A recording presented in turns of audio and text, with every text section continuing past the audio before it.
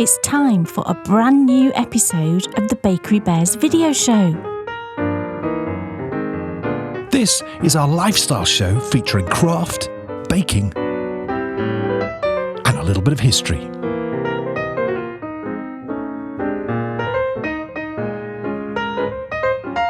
We've got lots of projects to show and one of our special series to share. What will we feature this time, and which of our projects will be our favourite? Let's get on with the show and find out.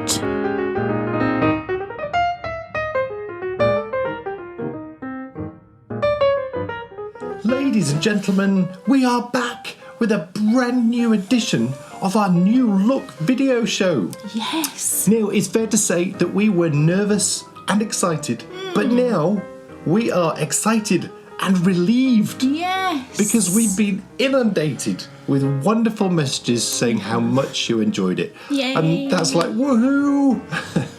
We're so relieved. We are indeed. We won't dwell on the things we said last time, but after so long, it becomes harder and harder to sort of change things up a bit. But my goodness, we're so happy we did. Yeah. And we're so glad that you're so happy too. Yes. And Neil, there's an extra level of There's an extra level of excitement at the start of a show as you ponder what will be the pick of the project. Yes, what's it going to be today? It is, of course, our brand new segment.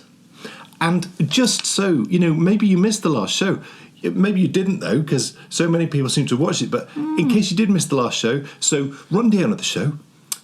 We'll have some What's on Your Needles. Yeah. We'll head off for the first part of My Perfect Socks, Yes. which is back It for is. its 6th instalment. I know, part 6 already. Time to get the gold ochre out. Oh, shh.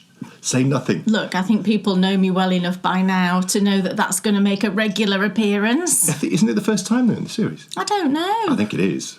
I'd be more than think. I feel pretty confident it is. But look, so off for the first part of My Perfect Socks. Back here for Pick of the Projects. Yes. Yes, where Kay and I select the choicest of our projects. What's it going to be? What will it be this time? We'll then have some What's Off Your Needles, and then back for the end of My Perfect Socks. Yes. Just the business. And Endy Bits, of course. Oh, yes. Always the Endy Bits. And outtakes, of course. Remember, the outtakes are at the end. At the end, we haven't got rid of them. If you want to see the outtakes, we'll stick them at the end. In fact, what I should do is I should stick a marker on it so that you can, because we of course stick markers on our YouTube videos. Yeah. If you're watching on YouTube, so you can skip to the sections, and I should stick a marker on for the outtakes at the end, actually. Because people do love the outtakes. Evidently.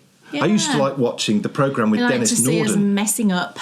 You remember Dennis Norden? Oh, yeah, It'll be all right on the night. Oh, that was brilliant. Yeah, my favourite one was the one where Dennis Norden himself was employed to do an advert for Murray Mints, and all he had to do within the advert is talk a little bit, stick a Murray Mint in his mouth, say one more line, and that was the end of it. Could he keep the Murray Mint in his mouth? It kept flying out. It was absolutely hilarious. Today, it's our Blanket Bonanza. Blanket Bonanza. It's time to come down from the high chaparral. Oh my gosh.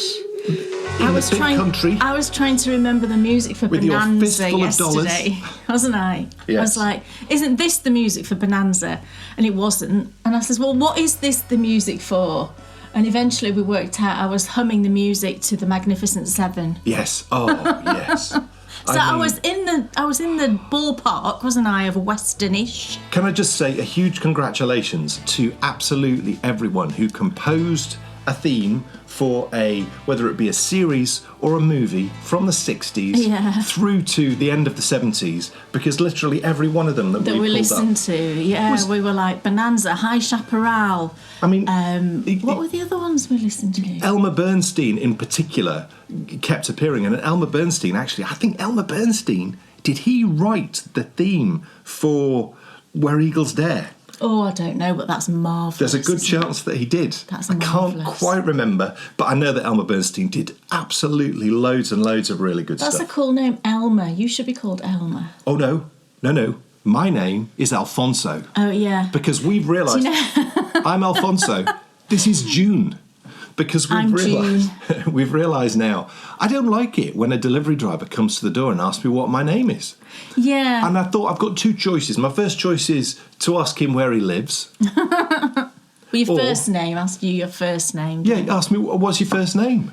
What business is it of yours? Is this the right address? Well, it's yes, because it is. inevitably parcels are always addressed to me. So I think they need to write down the person who takes it off. They've delivered it to the address. Yeah, I know, but they must need to write it down. Do they want to know my blood type as well? Dan's decided he's going to make up a name. Except Kay came up with the best possible one. Alfonso. And I'm looking Can you forward... imagine a delivery driver? First name, please, mate. Alfonso. If he makes a comment, bring it on. Yeah. That's what I say. But I'm looking forward to when Kay goes to the door and says that her name's June. June. I think that's a cool name. We sound like a great couple. Well, you should be Terry then in that case. Oh no, you? that was pretty funny. Oh, The Good Life. Tom and Barbara. Tom and Barbara. It should have been Tom and Barbara. Barbara. You passed for a Barbara. Thank you very much. I'm not sure if that... Well, Barbara's a great name. I'll take that as a compliment because Felicity Kendall's beautiful. Yes. So I'll take that as a compliment. Barbara Bach. Oh, yeah, she's also beautiful. Yes. I can think of many attractive Barbaras. Barbara Woodhouse. Yes. We saved the best till last. Does anybody remember Barbara Woodhouse? Back in the day... Didn't she do that or something? I can't I think remember. she might have done something with her hand. Back in the day, she was the dog trainer in the UK. Yes. There was no messing with Barbara Woodhouse if your dog was misbehaving, let me tell you. It was marvellous. Look, too much to cram in today, but there is something very special to tell you because it's not just here that we are looking at things and making things even more lovely. We've done the same with my self-contained knitter show. Yeah. It's a brand new theme, brand new beginning, brand new everything. There's lots and lots of areas which we're sort of paying attention to and we are trying to sort of improve and get better at the things that we do. And another of those areas is the tutorials that we put out. Yes. And years ago, it was 2017, Kay put out, I think it was 5 or 6 patron-exclusive yarn dyeing tutorials. And many times, really, since Kay first did my favourite colourways, we've been asked if there was any exclusive favourite colourways for patrons. Well, the very first one, yes, finally we've had time, is coming up. Yeah. And I think it's something like the 6th, it is the 6th of May. Coming up on the 6th of May, Kay is going to be showing you how to dye this yarn. This one. So, this colourway, right, it all relates to this pair of socks, which I'm going to be finishing for the next show and releasing the pattern as well, hopefully, for the next show. But it's my short and sweet. Do you know I'm recreating this pattern, which was a pattern from Knitty You from 2020, but I've decided to release it as a general paid-for pattern. So I'll be talking about this next time, but I wanted, after I've knit this strawberry version, I wanted to knit a blackberry version. So I've still got another mini of this green, and I thought this was a good green for a blackberry leaf as well. And I thought, why not dye up some yarn? So I thought, why not film it and put it out as a patron exclusive? So this is what I came up with. It's this gorgeous, the camera's sort of washing it out. It's richer than that. But it's a mixture of like deep purplish reds with some blue, and it just gives that impression, I think, of crushed blackberries, and it is called Blackberry Crush, this colourway. So yeah, we filmed it, Dan's edited it, and it'll be going out. And it's a completely new production of Kay's yarn dyeing. So it's very different to things that we've done before, but it's got all the elements that you would expect from one of her yarn dyeing tutorials. Yeah, so I'll have these on the needles, hopefully next time. Very exciting. To show you what it knits up like. But it's really fun to dye it. It's a very free and easy and fun colourway. 6th of May, don't miss it. It's the very first of Kay's patron exclusive. Yeah. And speaking of yarn dyeing, yes, we mentioned it earlier, My Perfect Socks is back. And it's exceptional. I mean, like... Oh, it's a good one. Oh, it's a good one.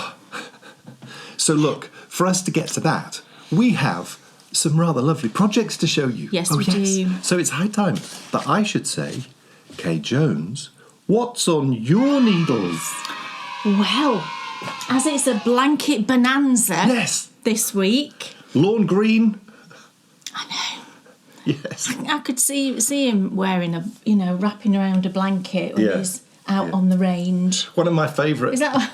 Yeah. Yeah, he was, wasn't he? He was Quite like right. a cowboy fella, wasn't he? He was. He was. Was he the one in Bonanza? Yes, Lawn Green was. Loved me some Lawn Green. Lawn Green was in Bonanza and also the original Battlestar Galactica. That's right. That's where I really remember him from. Commander Adama, wasn't he? Yeah, because I think that Bonanza started in the 60s.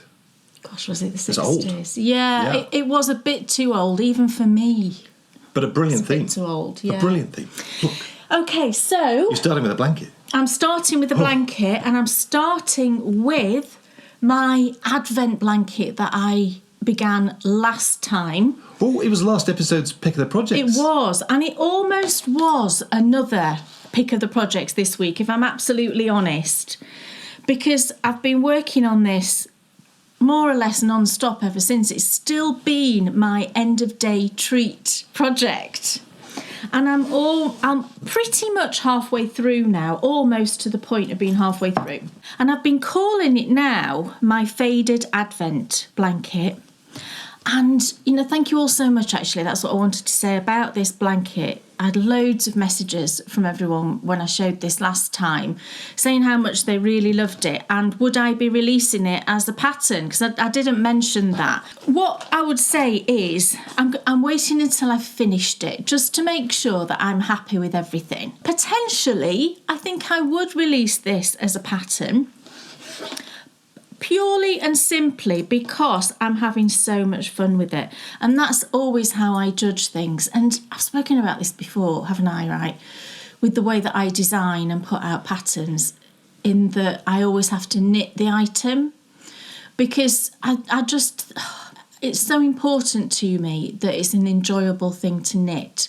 And how do you know as a designer unless you knit it? And I know what other people consider enjoyable is not necessarily what I would consider enjoyable, but it's always been a good guide for me, and I've never kind of gone wrong with that. I don't think I've never been disappointed that I've put something out or regretted it or anything like that, because everything that I put out is something I've really enjoyed knitting. That's usually my key factor in whether I think something is worthy of putting out as a design.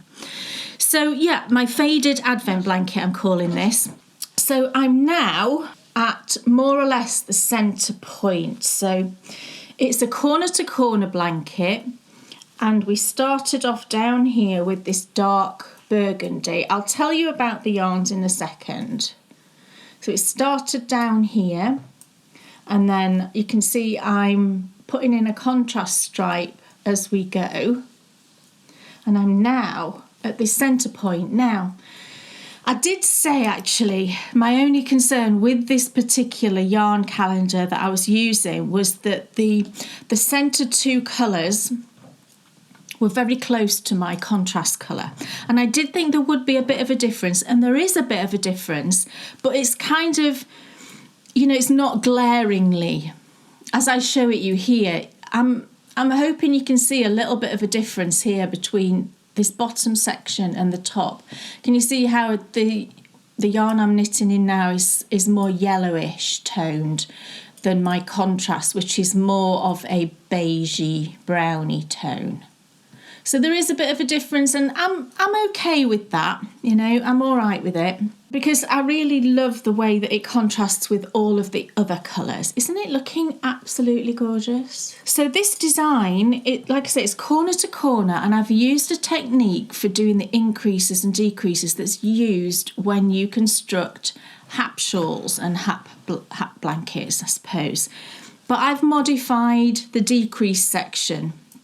I spoke all about this last episode, so if you want to go back, if you haven't watched that, then I explain in detail. But yeah, I modified the decrease section because I didn't like the way that it was looking on the second half.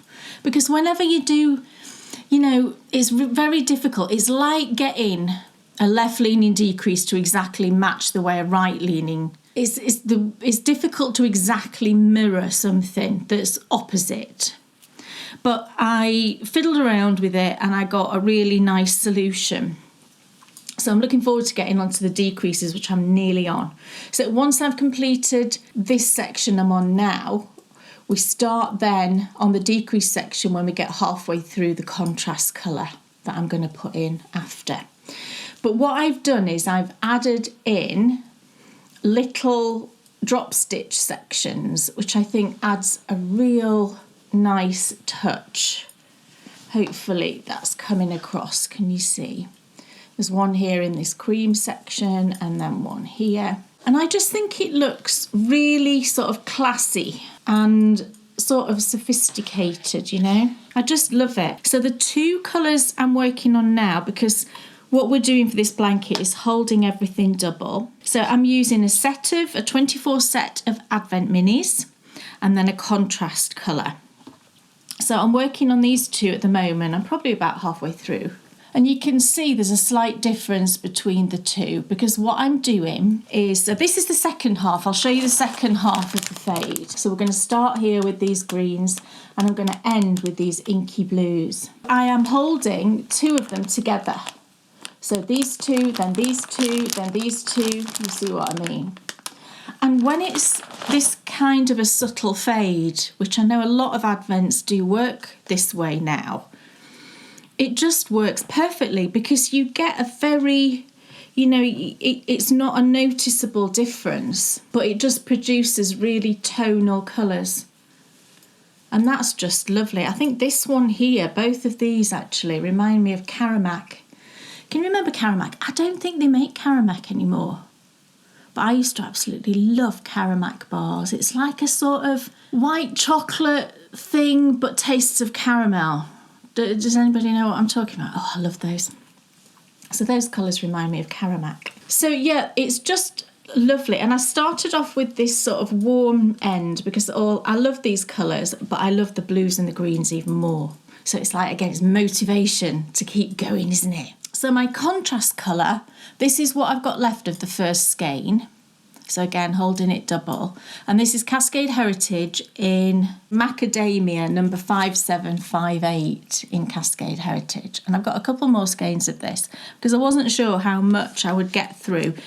And I'm not far off halfway and I'm almost through the first skein. So it's going to use, I would say, 2 skeins, maybe a little bit more of the contrast colour. We'll see when I get there, but I've got enough. I've got 2 more, I think, so that's fine. And I'm using my favourite Higher Bamboo interchangeables. Absolutely fabulous. And I'm just, like I say, I'm just loving it. And even though the rows are long now, I can't remember how many stitches I'm up to, 200 and odd, I think. You know, the final stitch count before you decrease, it's not going to be too arduous. I'm on I think this is 100 centimetre cable now. So I started off on just one of the fairly short ones and then I went to an 80 centimetre and now I'm on 100 centimetre. And then you could just stay on a long one, couldn't you, all the way through? But I find it a bit, you know, once you've got fewer stitches, you don't need as much cable, do you? So I prefer just to move down cable sizes as I work through it. But yeah, I'm just loving it. My faded Advent. So I'll keep you posted on this, and I've actually started purchasing yarn for another one because Pixie Yarn are running a club, and she did this last year. I can't remember what it was called last year. Was it Footsteps? And this year it's called Roots. And what Sophie does is she produces mini skein sets, and there's 6 in a set, I believe.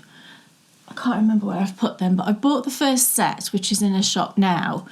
And I think she does them like spring, summer, autumn, winter for each season.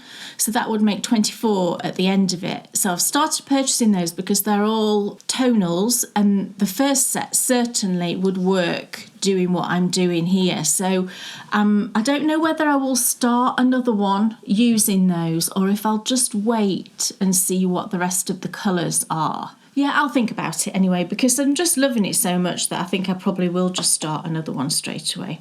So it'll be a square blanket. It's more of a throw, I would say. I'm calling it a blanket, but they're all the same thing, aren't they? And I think it'll be a nice size, actually, just looking at the long edge right now. It will certainly be perfectly lovely as like a lap blanket, you know, to keep you cosy while you're knitting. Oh, I didn't tell you what the yarn was, did I? It's from Beehive Yarns. I'm so excited still about this project. I lose all ability to remember anything. It's Beehive Yarns, and it was her advent from last year, which was a bookish advent. Yeah. So Dan Jones, what's on your lovely needles? It's the Feederbrook Farm yarns. Yarn? Feederbrook Farm yarns. Oh, I don't know.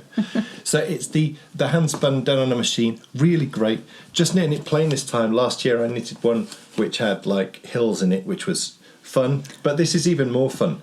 And what is it you're knitting, Daniel? It's a hat. Oh, did you say that? I don't know. But it's lovely. It's a hat. It's on the cubics, on the Knit Pro cubics. And I'm on the decreases now, which is really good.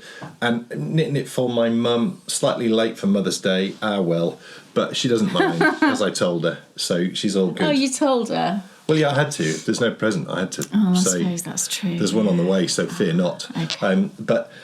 So the cubics are just perfect, I think, for hat knitting. And the yarn is just gorgeous, and it's working through really great. It's a really nice, look at that. sort of transition through to the purple. Oh, isn't it beautiful? It's really fun knitting it this way. I'm jealous of this hat. When last time I did it the other way. So I've got more of the yarn, so I'll knit you one as well. Isn't it lovely? Well, really, not more of this really yarn, but I've got more of other yarn. No, it's fine. I mean, Farm I've got plenty of hats, haven't I? Well, I'll do it anyway. It's really nice. Definitely. I've never knit with this. Is it nice to knit with? Yeah, nice and strong. Yeah. Yeah, compared to the other stuff that I'm... It's a 2-ply, isn't it, I think, looking at it? It's super. Yeah, 2-ply. Yeah.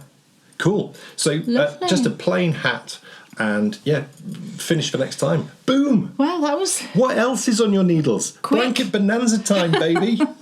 Yes, we're still in the blanket bonanza. Yeah, I've been working on my crochet blanket. I've not shown this for a little while, have I? But I have put quite a lot of work in on this. The thing that I was struggling with was finding relevant yarns. And I did find a shop recently. I'll tell you the name of the shop. And I purchased quite a few brightly coloured yarns. Can you see these minis up here? I'll just bring a couple down to show you. This is just an example of the ones that I found. Aren't they lovely? It's a UK dyer, so I'll tell you about that in a second. So I bought a bunch of them because I just thought they were perfect for the blanket. But yeah, finding brightly coloured minis was a bit of a problem, and because I didn't want just tonals, that was the thing as well. I wanted some variegation in there, and that was the thing I found most tricky. But like I say, I did find some, so I'll tell you about that in a second. But I need to show you where I'm up to with my lovely blanket. Wait till you see. So here we go. Look at this. Wow. So we've now got 3 blocks going across. So this is the width, which is a really nice width, look. So it's 3 blocks across, and then it's going to be 4 blocks down. So you can see I've added this yellowish, greenish one in. So since you last saw it, I added the pink one. I think there was only these 2 blocks the last time. So I added this pink block. Oh, isn't that pretty? And then I did this yellowish sort of acidy green one underneath there.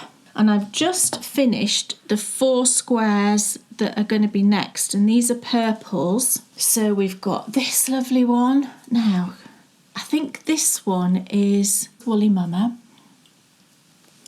I've then got this one. I can't remember what that is. And then the next 2 are from the shop that I found that I just spoke about. So we've got this one. Isn't that fun? And then this really bright. Look at that. Oh, gosh, look at that. I can't see that in real life. Can you see the sort of pooling here? I can't see that at all in real life. That just shows you. Look. Yeah.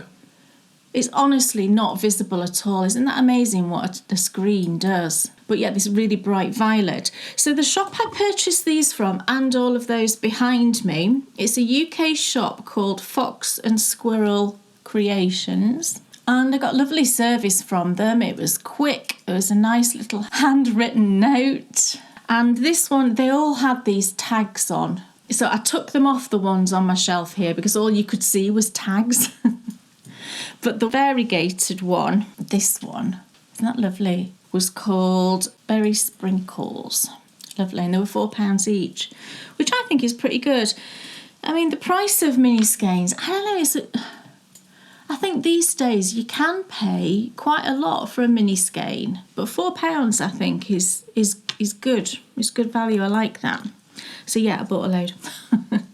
So these ones are now all ready to make into the bigger blocks. So the way that I'm working this, we're doing granny squares, and I'm grouping them in colours. So you can see this is sort of orangey, pinky. And then what I do is I'm using a contrast, which is Cascade Heritage again, but it's just white this time, just their pure white. They also do a colour called Snow, which is a slight off-white, but this one is the bright white, which is what I wanted for this. So I border the first one with 1 round of granny in the white, and then I add in the other 3 squares using Join As You Go when I'm adding the 1 round border to those. And then what I do is I go round the whole block with a round, and then as I add the next block, I create another round. So the edge here has got 3 rounds, and in between here there's 2. But then when you join them, you get effectively 6 here, and then there's 2 in between. So it gives a really nice chunky outer border to the grannies. And I'm using, for my granny squares, I use a method, I think a lot of people do this, but I know some people don't. I use a method that produces a really nice square. This has not been blocked or anything, but it means that you turn after each round. If you don't turn, if you're producing a bigger square, if you're just doing small granny squares, I don't think it's quite so noticeable. But if your square is getting, it has got a bit of size to it, if you don't turn after each round, I find that it can sort of twist and skew a bit and just look a bit unsquare. But by turning, you get a really perfectly square, which is what I like. So I'm going to do the purple one next, which is going to fit underneath the greeny blue one down there. And then I've got 2 reds already done. So I'm going to dig through and see if I can find some more reds. I do have one in here, which is just a plain red. It's a lighter red than this, you can see. But I did also get a couple of reds as well back there. One of them does have some variegation in, so I'll probably use one of those. And then I'll add that one in, and then we'll decide what will be the next sort of colour block after that. So it's a slower process with this, only because, like I say, I've struggled to find yarns that have been right for it. I do have a few full skeins, 100-gram skeins, that would work really well. And I think I might, once I've sort of exhausted all of the minis I've got, I might then turn to full skeins and just take off 20 grams of that, because there'd still be enough for a pair of socks having done that. And I'm using a 3.75mm hook. It's one of the Clover Amore. These are the only hooks I ever use. And I'm using 3.75 because I like a little bit more of a denser gauge, especially when you're making quite a large blanket, because it can stretch out loads, can't it? And I like to contain that stretchiness if I can, so that it doesn't get all kind of out of shape and things. I like things to stay looking neat. And then I think when it's completely finished, I'll go round the whole thing again with another round of the white, and then maybe I'll put on just like, I don't know, a little shell border or picot, or there's one that I see a lot of crocheters doing. I can't remember the name of it now. I wish I could remember the name of it, but I've seen people doing it a lot on borders. It might come back to me for next time I show you. But really enjoying doing a bit of crochet. I think it's nice to have a change, isn't it? And it's quick as well. Not in all areas. Not in all areas. Like husbands. Well, I hope not, Penny. Although maybe it is. Oh, maybe it is. Whatever's good for you is fine with us. Yeah. Here's a question. I wonder, what the lovely. ratio of crocheters is to knitters in the world. I know. This is an interesting thing because I think, Crochet's you know, got to be are more you popular. people watching now? Were you a crocheter first or were you a knitter first? Well, hold on a minute. And What if did you then No. veer into the other thing, or do you only do one There of you go. those? Because there might be, I think there's going to be loads of people who maybe aren't watching, who are out and out crocheters. Yeah. Absolutely, because I know the crochet world is massive. So that perhaps answers the question. It's huge. So But you've asked the question, so maybe we should ask the question. Yeah. So we'd love to know, are you a crocheter and a knitter? yeah, Or a knitter and a And a crocheter? crocheter. Or are you just a knitter or just a crocheter? yeah, or you know, do you want to? If you're not a crocheter, would you want to learn to crochet? Is it something that you're interested in? I didn't crochet when I was young at all. When I was young, right, crochet to me, all crochet was the really fine crochet hooks with really fine cotton and making like doilies and things, Beautiful. which are beautiful. But as a young person, I was like, you know, I don't want to do that. If I saw somebody making something like this when I was young, I'd be like, oh, yeah, I'd like to have a go at that. But it wasn't really, I don't remember it being like that when I was younger. So it's brilliant now that crochet has become this massive, I think it is particularly a young person craft, I think, because certainly the group that Bryony goes to where she does her cross-stitching, everybody else is crocheters. Bryony is, of course, our daughter, who's at university. Yeah. Amazing. What yeah. a gorgeous blanket. Thank you. So that ends, for now, my blanket bonanza. Woohoo! So that means it's time to return for the next episode, the 6th instalment of Kay's epic yarn dyeing series for 2025. Yes. Last time the violin sang and we started some gusset decreases. Today it's time to continue them. Yeah. But what will the yarn be and where will she get her inspiration from? Let's find out in the next instalment of My Perfect Socks.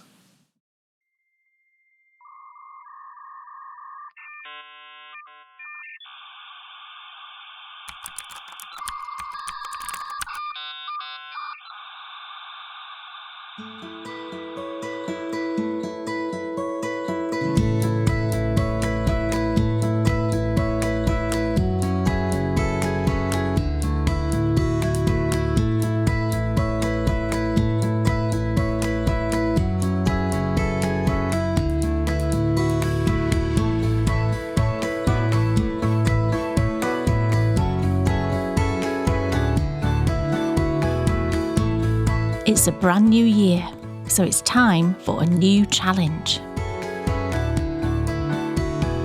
I want to knit myself the perfect pair of socks. To do that, I'm going to need yarn and lots of it.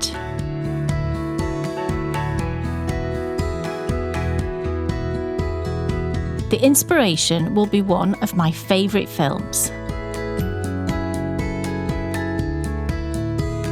So together, let's create My Perfect Socks.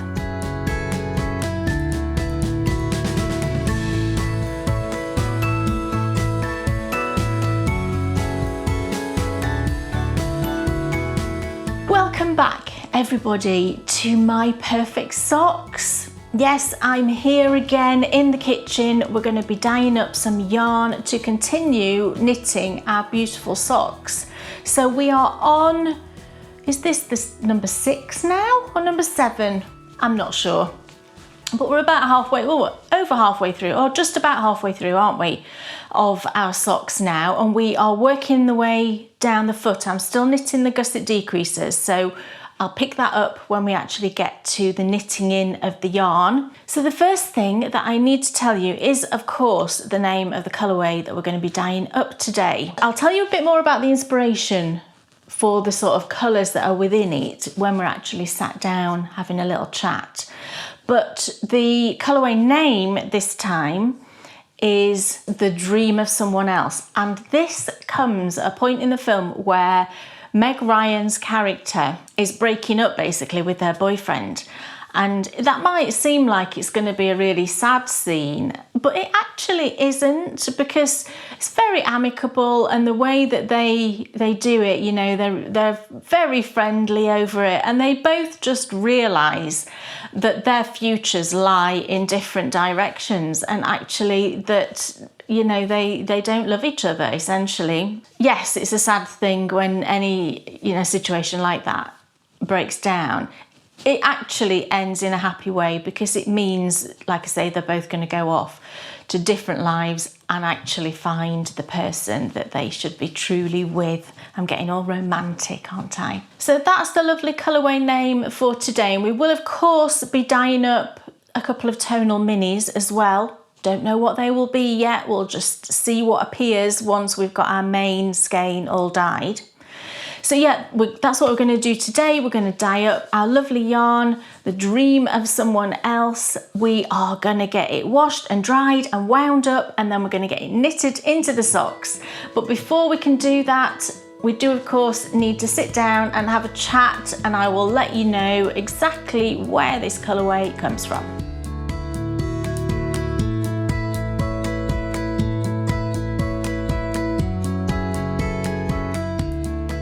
Okay, so we are cozied up now and ready to have a little chat about the inspiration for today's colourway. So you know the colourway name, it's The Dream of Someone Else. The full line is There's the Dream of Someone Else, but it was a bit long, so I just took off the there's at the beginning. So it's The Dream of Someone Else. When I was sort of thinking what colours to do for this one, it was quite tricky, because the scene sort of it's not just a scene, it's like a little chunk of the film, because it starts off where they go to the cinema together and they're sat down and they have a bit of a disagreement, and Meg Ryan leaves, and then they're in a restaurant having a meal, and then that's when this whole conversation takes place about them splitting up, basically, about them separating and going their own ways. So my thoughts around it were that the cinema is a dark place, isn't it? But the screen is very bright with colours. And the restaurant is quite moody around it, and it's dark outside. But again, it sort of ends in a happy way, really, because you're sort of excited for both of them, for what their future is going to be. So I wanted to capture that kind of dark moodiness with the two environments of where they were, but then, you know, bright colours as well coming in to just represent the sort of excitement and joy of the next stage of their lives. So the colourway is going to be, it's very layered as well, and very complex, because this whole situation has turned out to be quite complex, hasn't it? With her emailing and, you know, and her still in a relationship and her not knowing what's going on with that. So, and her business as well is obviously, you know, falling apart. So it's a very complex situation. So this colourway, likewise, is quite a complex colourway. There's lots of layering going on of colours. And what that does is it produces all kinds of other colours, you know, and it's just so, I just love this technique. It's my absolute favourite, because we just get to create something so unique, because we're not just using the straight dye colours and that's what you're going to see on the yarn. It's going to produce so many other colours that, you know, you probably would never get again in another skein of yarn, because if you dyed it again, it would hit different areas and produce different colours. So it's very unique and a very complex colourway, I feel, and just beautiful. I think you're going to absolutely love it. So that's the inspiration and all about the colour that we're going to be dyeing up today. So what we need to do now, of course, is have a look at everything that we're going to need to dye up our yarn.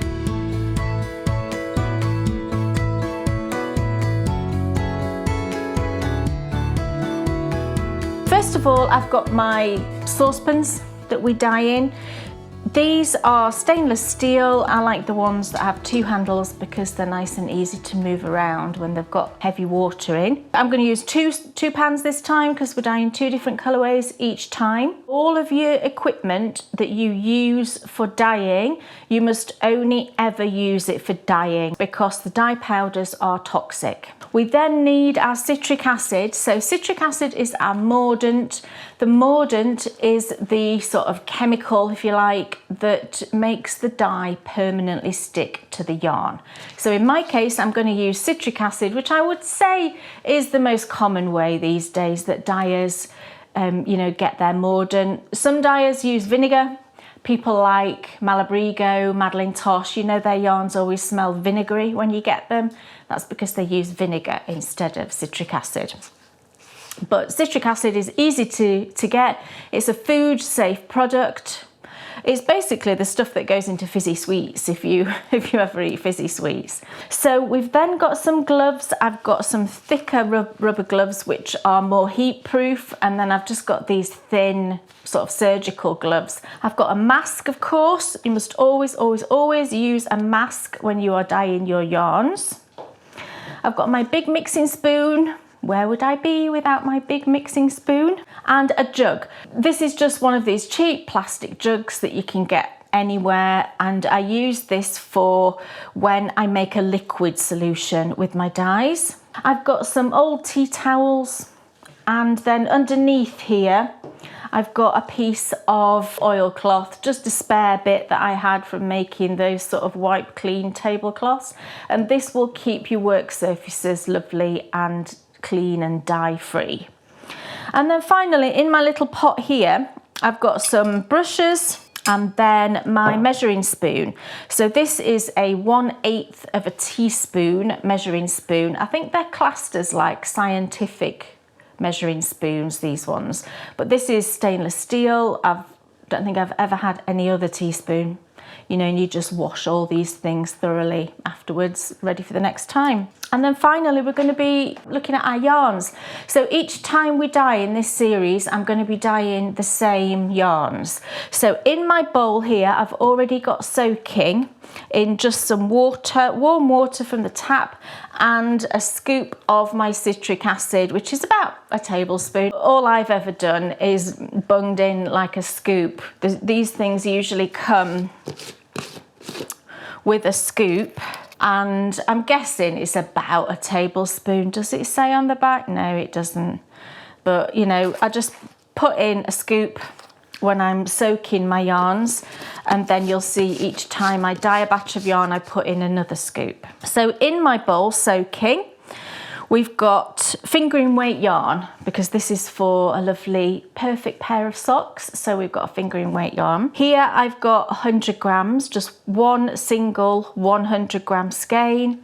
And then here I've got 2 20-gram mini skeins. So this is an 85-15 base, and it's a 4-plied yarn. So it's nice and round and plump, it's soft and bouncy. This is the base that I've been dyeing on for quite some time now. You can get lots of other fingering weight bases.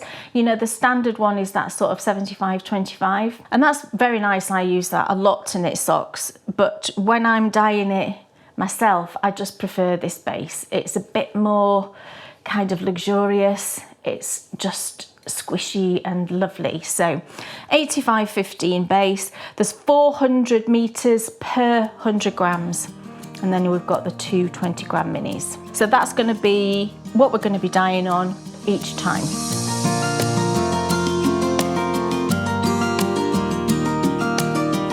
Right, so we do need to know, of course, what dyes we're going to be using for this beautiful colourway. So I've got 5 dyes this time. We've got a mixture of jacquard and landscape dyes. So as always, I'll go through the colourways. I will tell you the sort of shade it is so that you can substitute in if you need to do that.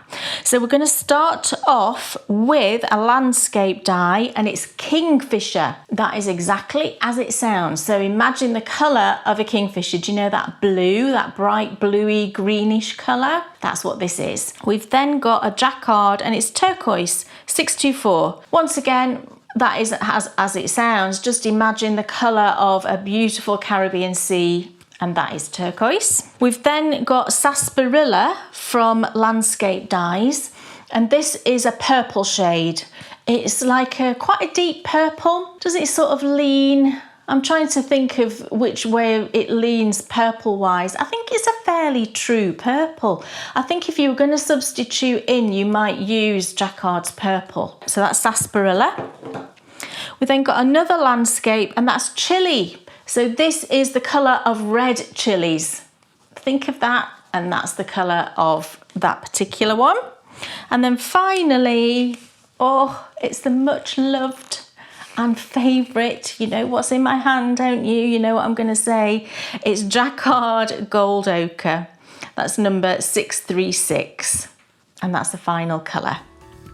So there we go. That's all of the dye colours that we're going to be using for our yarn today.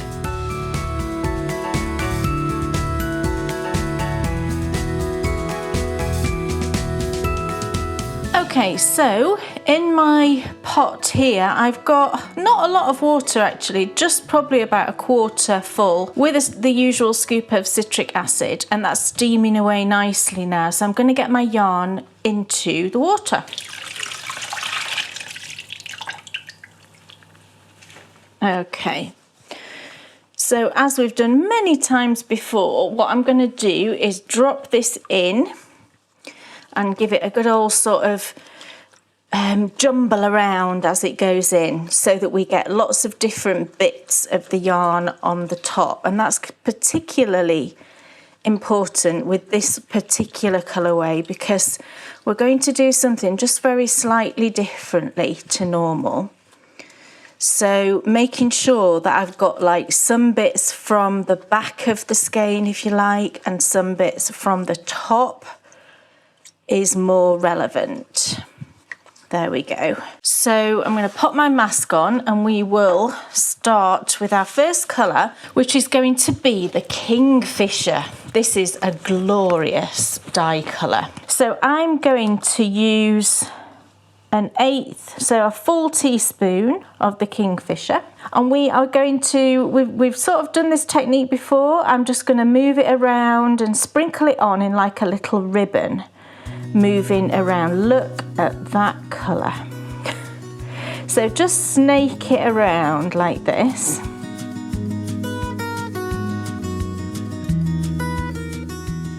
And then we're going to take our spoon and just give it a little push, not too much. Is that not the most beautiful colour? So lovely.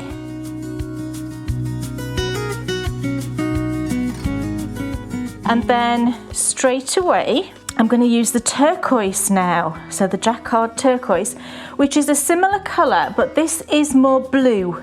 And we're going to use about the same amount. So an eighth, but maybe just a tiny bit less than we did for the Kingfisher, because that's a landscape dye. And I've said loads of times before, I find that they're just slightly different. This one, this particular shade is a very bright shade, but sometimes they're slightly sort of more subdued. So just a tiny bit less of the turquoise, but more or less a flat teaspoon. And we're going to sprinkle it on top of the Kingfisher, but kind of, you know, with its own little area as well. So follow that path, but then veer off it a little bit. Can you see how it's sort of gone off just a little bit? And then again, just go and push, and you'll see the difference in the blues. This one is just that pure turquoise blue.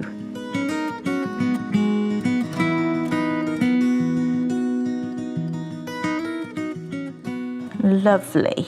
What we're going to do now is I'm just going to let that layer set. So just leave it, you know, turn the heat up if it's not properly simmering, and just let it cook away for 5 or 10 minutes until that layer has set.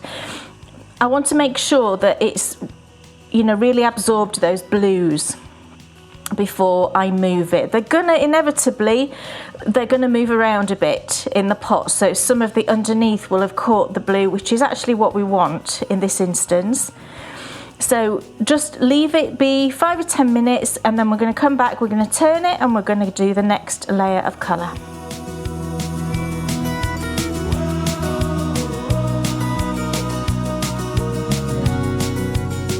Okay, so that's had 5 or 10 minutes now, and I'm going to move it around. So don't worry when you pick it up is if there is some blue left in there. Inevitably, blue is one of those colours actually that there probably is going to be a bit lingering in the water, but as soon as we move it, it's going to absorb whatever blue is left in there, not a problem. So we're just going to lift it, and actually, I mean, there's not that much blue in the water, but you can see we've got a lovely amount there, and actually on the other side we've also got a good amount, because I made sure that I was pulling bits up from the bottom and moving it around, you know, like I did at the beginning. So we've got a good amount on both sides, and you can see here we've got the kingfisher, that more bluish green, and then also we've got the turquoise, which is the more Caribbean blue colour going on. So what I'm going to do now is I'm going to move my tie to pretty much the other end of the skein, and also what I'm going to do is just flip it over, okay, and then put it back in, and as we move it around and give it a jiggle, that last bit of blue will be absorbed into the yarn. And you can see we've got a lovely amount of blue coverage. Now, although at the moment this blue looks like it's dominating, it's not going to by the time we've finished. So you can see I'm just really pulling bits up from the bottom and just making sure it's really nice and random. Oh, those blues lovely. So now we are going to take our last 3 colours and we're going to layer them one on top of the other. So it turns out to be a really complex colourway, this one. This is my favourite thing to do. You know it's my favourite thing to do, the sort of layering of colour to see what other colours we can produce. It's just beautiful. So I'm going to start with the sarsaparilla. Have I ever had sarsaparilla? I've had root beer, which I think is similar, isn't it? And I absolutely loathed it. It was horrible. And I think sarsaparilla is similar. But this is a nice purplish tone. So we're going to use the same amount again, so about a full teaspoon. And we're going to do effectively what we did before. I'm looking for areas that are lighter than others primarily. So you can see I pulled this bit up here because that's lighter. We've got some lighter areas over here and here. But I will also go on a little bit to the darker areas. So as we did before, you can see it looks quite dark. Don't panic. So move it around. Snake it around like we did before, and then maybe put a bit over there in that dark area, and then same as we did, just give it a nice push. So don't worry that this looks, you know, very intensely dark at the moment. That's really what we want in some areas of this colourway, because the scene that it's recreating, physically to look at, you know, there was quite a lot of darkness in it, but also it was sort of a sad thing that was going on. Okay, so that's the sarsaparilla in. So now we're going to take the chili. I don't know that we've ever used this colourway before. I don't think we have, but it's that lovely chili red. So again, about the same amount. It's a good one to remember this, because we're just using equal amounts really of all the colours. And I'm going to go on top of the sarsaparilla. So this is going to give even more depth of colour.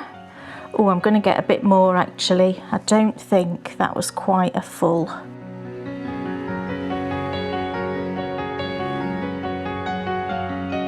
So yeah, we're going to get more depth. But also, putting it on top of that purple, it's going to produce a very deep colour. It'll look, you know, that kind of deep purplish reddish sort of shade. Really pretty. Lovely. And then my magical gold ochre. You know my feelings on gold ochre, but we're going to do about the same amount.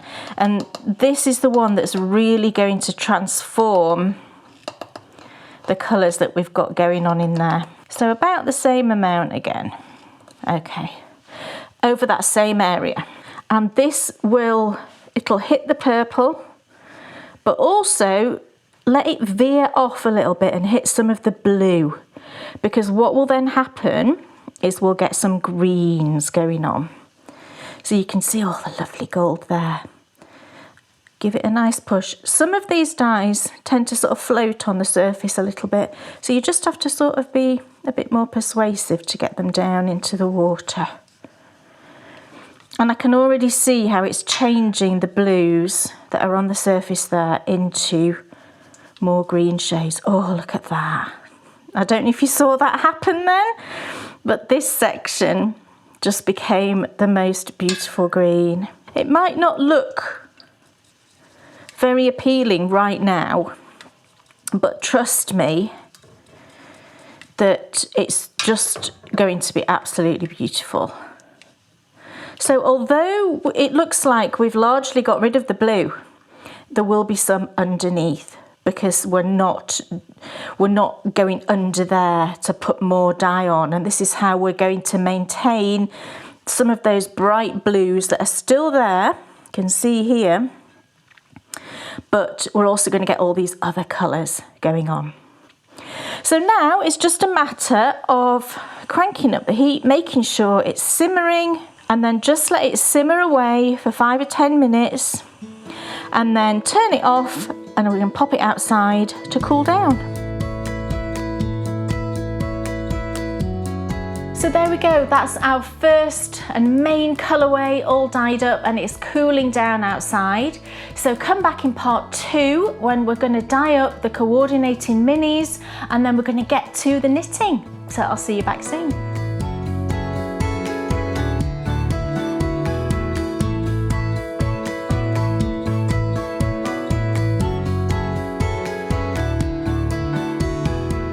Oh my goodness, I can see, I mean, the gold ochre is, it like... I know. It takes something that's cool and then just like gives it this huge like... Yeah. oomph. It's definitely one of my favourite dye colours. I think you all know that, don't you? I love putting gold ochre at the end of variegated colours like this, because it just changes the ball game entirely, yeah. Does it impact richer colours more than not, or is it every colour it impacts hard? I just say that because the colours are super rich. Yeah, in this. maybe. And you do have to be careful with how much you put in, because if you put in too much, it can overpower and end up looking very yellow altogether.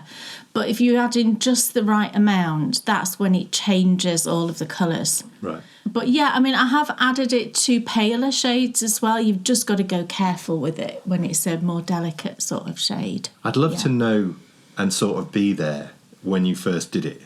Well, I think it might have been because when I used to sell yarn, when I used to dye yarn and sell it, there was a colourway that I created called Hobbitland. Oh yeah. And it was all of these different shades of greens. It was absolutely beautiful. But it started off its life as all different shades of blue. Right. And then I added in the gold. Right. And that's what changed everything. What you get by doing it is because you start off with a blue shade, you will get a lot of greens, but then some of the blue will also remain. So you get lots of depths and tones and shades of green that you would never normally get with a straight green dye. Right. So it's a great method if you want to create your own shades of green, for example, or orange. You know, you would add it to reds. What would you get if you put it on black? Well, I have done that, and you get a kind of dark greenish black. It still sort of reads as black, but it's got that kind of, that sort of, imagine It's quite a sort of spooky colour, I think, if you do it, because you end up with imagine like a witch wearing a black robe and she's been making potions, and some of the colours might have gone onto her, and you get a more kind of, it just produces a different hue. It's a slightly sort of yellowish, greenish black. That makes me It's think... really interesting. That colour and the description you just gave makes me think of that Wentworth jigsaw that we've got of that witch making potions. Yeah. That colour must definitely be on there. Yeah, that's a good one. If you haven't had a go of Wentworth puzzles... Wentworth of jigsaw puzzles, yeah, we're addicted. I can't stop buying them. And we've got loads now, and we just keep pulling out old ones and redoing them. You absolutely love them, don't you? Yeah, They're good for your head. I really love them. They are good for my head. I always stand and sort of have 10 minutes of doing a jigsaw while I'm cooking, or, getting up in the morning waiting for tea to brew, and I put a few pieces in. I really love jigsaws. Look, great first bit Yes. of my perfect socks. I'm excited. And when we come back, we're going to be... It's contrast colour time. Yes. Can't wait to see what that's going to be. It's fabulous. Can't wait to see it. Yeah. To get there, though, I need to show you my pick of the projects. Pick of the projects. Oh, yes. What's it going to be for Dan? It is, of course... Well, I mean, you don't know because you didn't know what projects I was showing this time. But there was only I one didn't know thing. either. One thing it could be. I do. And that is my jumper. Oh. And it is my jumper because I'm knitting this for me. But there's also the other one's yours as well, isn't it? Yeah, okay. All the jumpers are for me. One of my jumpers. But I was considering knitting a jumper for somebody else. Oh, right. Yeah. Dom. Oh, for Dom. Dom would love it. Yeah, I know. Dom, who I does don't the know. music. I wouldn't do him. I don't know how much he'd like Let Lopey, though. Well, I'd need to ask about that. You need to judge I think he's his scratch factor. That should be a thing. Yeah. Itch factor. It's not the X factor. It's the itch factor. It's the scratch factor. It could be a programme. Given the world that we live in today with all the medical programmes, it could be a programme about rashes. Don't. Why? I don't go near any of the medical programmes. Surgeons Live. Life on the Edge. Surgeons Life on the Edge we saw advertised recently. Like, why? It's just... Would you want... blows my mind. Look, speaking of mind-blowing... This is fab. You've nearly finished it. Oh, yeah. Well, I suppose... Oh, yeah. Well, you have. I know I have. It's just sad. It's not sad. You'll have another lovely jumper. And I am looking forward to wearing it. You see, I love finishing things. Dan doesn't love finishing things. Well, we're just total opposites in that. I may be... Look at this. Is this the Godie? Yes. Well done. I remember. It's Godie with the Let Lopey, and... Look at that. Isn't that beautiful? It really is beautiful. So into the... Oh, it's sort of festive looking. Decreases. The patterning on the top is really, really lovely. Oh, does it change now? Oh, yes. Because you've just Oh, done it's a going band... to get complex and fun. Just done a band of the main colour there. It's going to get complex and it's going to get lovely. super fun. So we've got a bit of that detail on the cuffs too, haven't we? Yeah, and on the bottom. And on the... Yeah. So it's... It's a gorgeous jumper. Bookending it rather nicely. It's going to look so nice at Christmas on you, in the winter. It is, but it's not even... You haven't even seen the best of it yet. Okay, what's the best of it? Oh, the rest of What comes now? Because all yoke. All you've had so far is this. That's really all you've had. Now it all changes. We say goodbye to the waves, and it's like circles come in. Oh, right. And then there's other stuff as well that comes in above. It's super exciting. For me, this is the one that's closest to, I think, in the look. It reminds me of the Radari. This colour, I like this colour on me, though. I wouldn't wear this, sadly. It reminds me of the Radari. How nice that would look on me.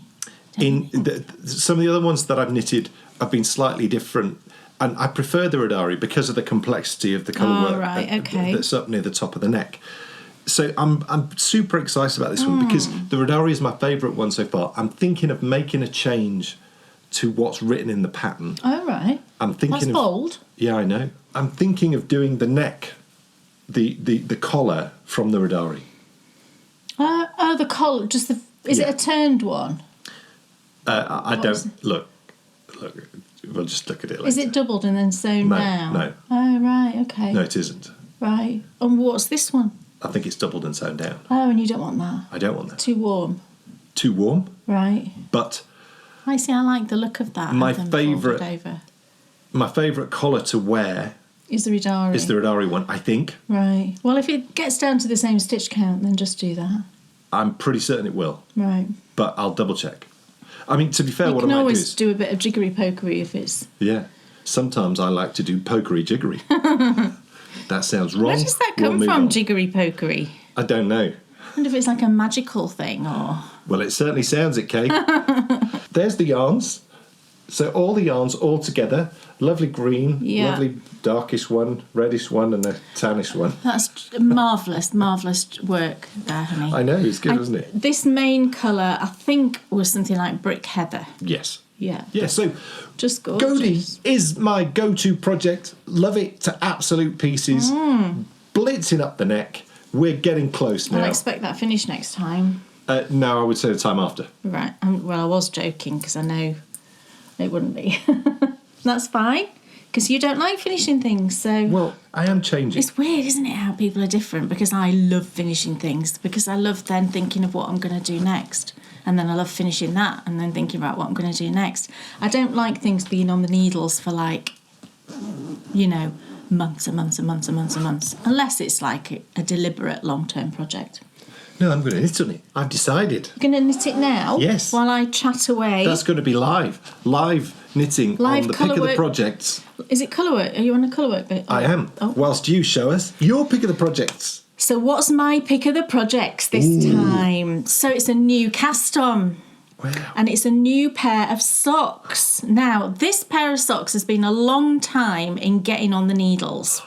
I've mentioned before I wanted to knit another pair of these socks. This will be the third pair of these socks that I've knitted for myself as well, actually, which is a rare thing with me, you know. I don't generally repeat designs a lot unless I absolutely love it. So that's telling you I absolutely love it. And this pair of socks is my Oakworth socks.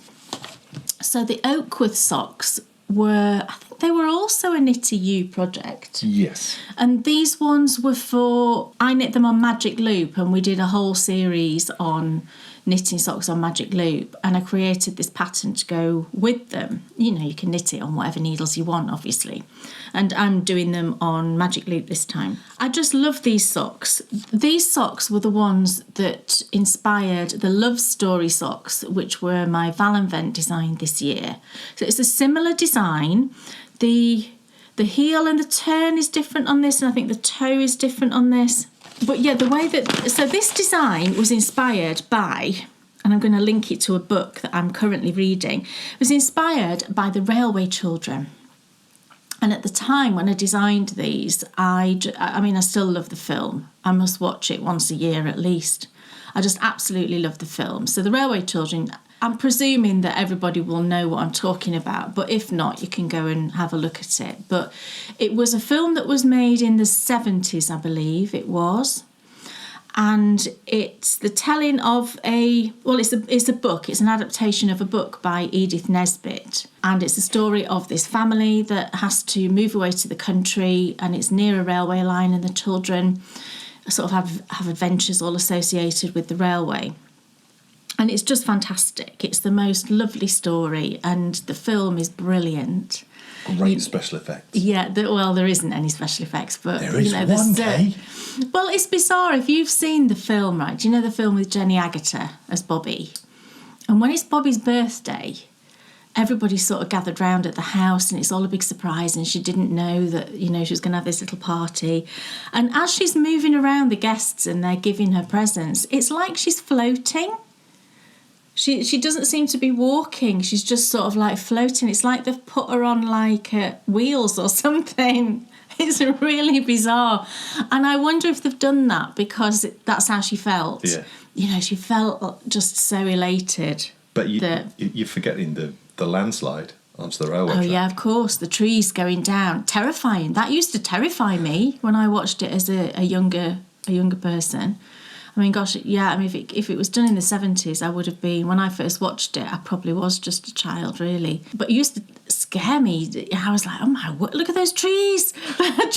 And they just like, there's this landslide onto the railway track, and they just stay upright and move down like this and then topple. Which I don't know that would happen ever in nature. No. But it wouldn't, would it? They'd just topple. So that I found that really creepy. But it's a brilliant film. It is. I was inspired to read the book from like knitting these socks. So what do I show you this? I'll show you the socks first. Because something just amazing happened, right? Now, these socks, my original design, I've got the pattern here. I knit it with a skein of yarn from Dandelion and Dogwood, and the colourway was called October Uniform. I nearly said that. October Unicorn. And it was a pale pink with kind of speckles of purple and browns and pink on it. And it worked perfectly. It was kind of like a lightly speckled, and it worked really well with the design. And since then, I've always wanted to knit these socks using Dandelion and Dogwood, and I have a couple of times since then. And I wanted to do that again. So I did have a couple of skeins in my stash. Only one of them was in the base that I like to use for these, which is I think it's just called Dogwood sock, and it's the 80-20 that's a little bit thicker than normal. And I had one skein of it.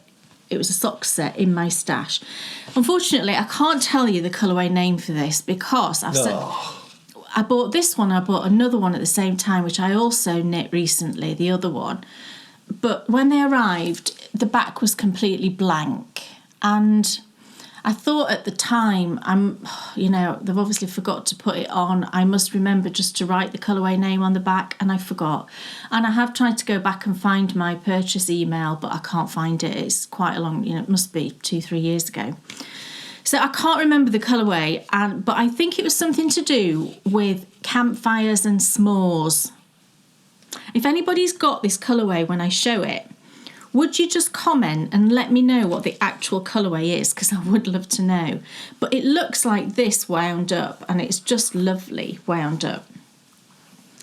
So it's like a mixture of peaches and like a fawn colour and grey.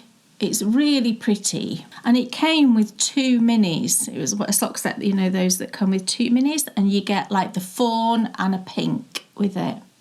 So I cast on another pair of my Oakwood socks, and the Oakwood socks, the way it works is, because the inspiration for it was the train tracks. So down the front of the sock, you have 2 garter bands that run down the front of the sock that represent train tracks.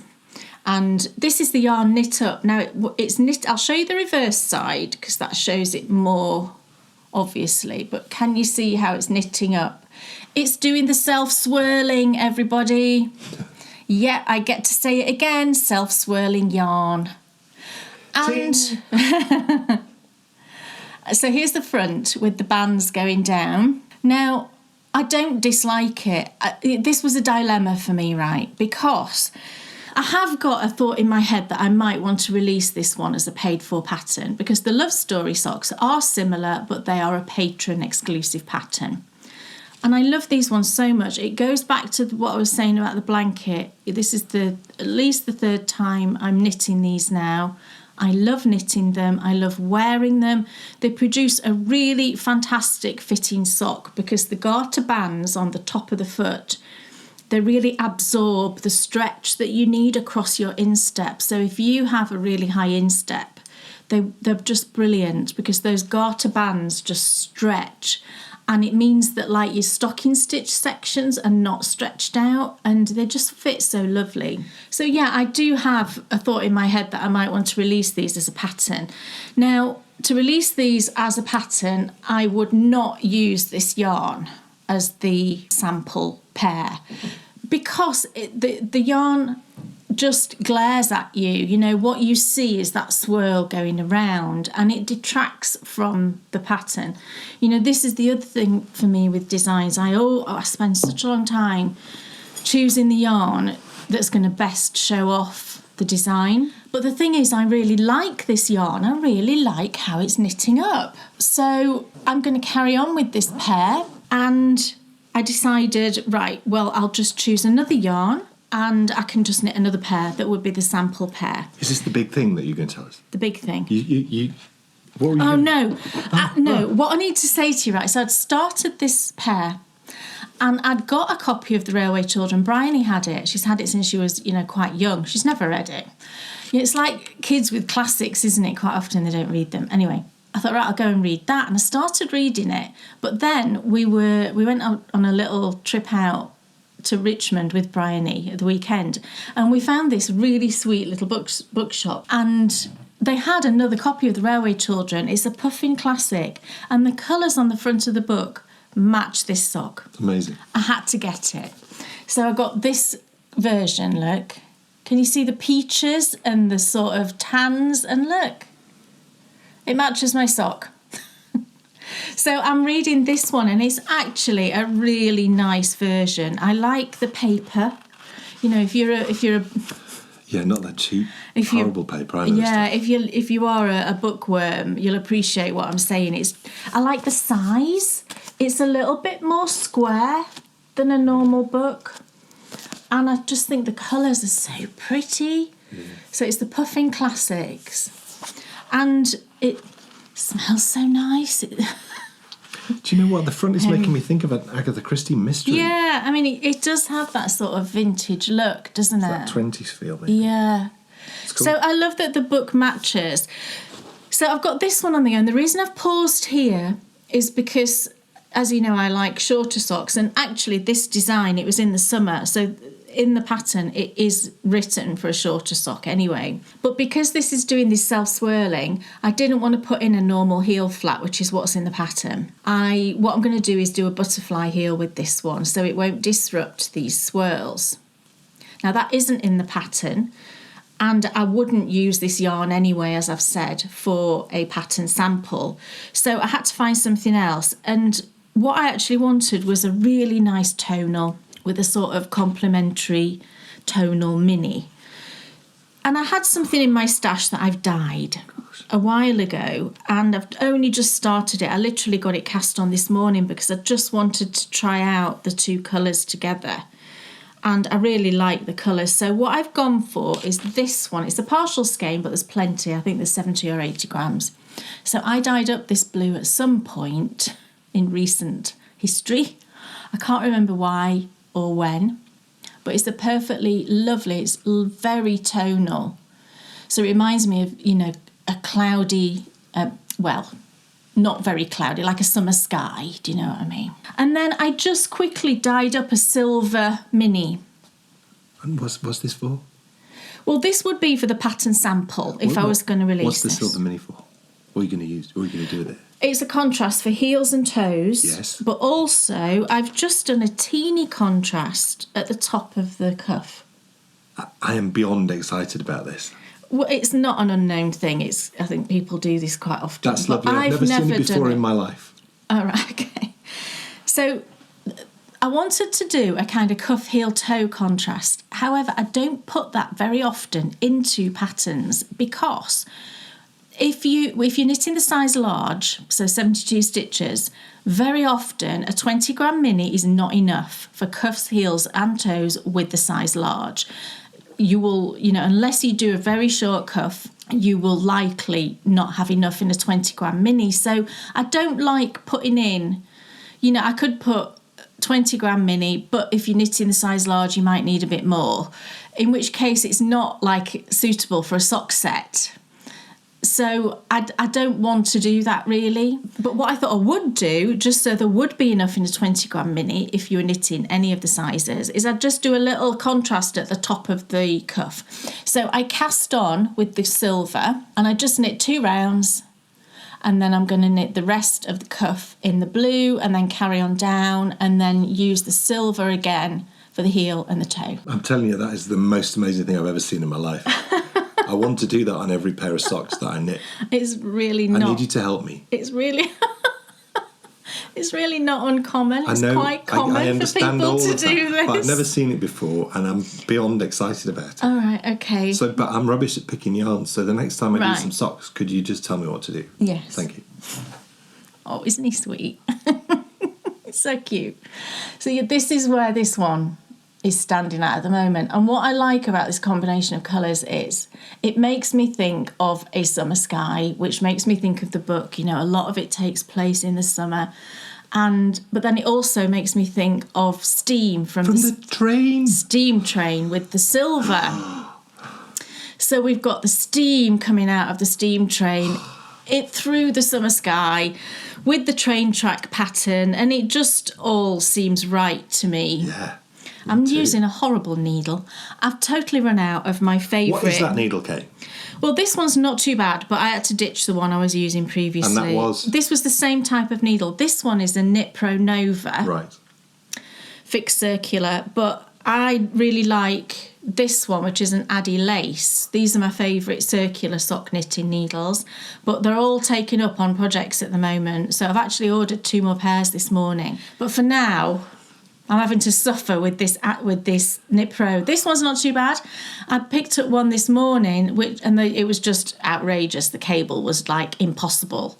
So that one's been ditched. It was years old, so I've got rid of that one. I was so mad. But this one's not too bad because I just wanted to get it started.